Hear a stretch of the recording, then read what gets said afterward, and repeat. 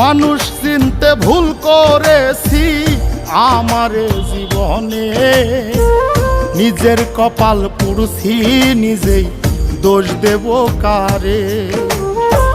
তাই তো নিজেই জ্বলছি হাইরে কাউরে বলি না, স্বার্থ ছাড়া একটা মানুষ খুঁজা পাইলাম না।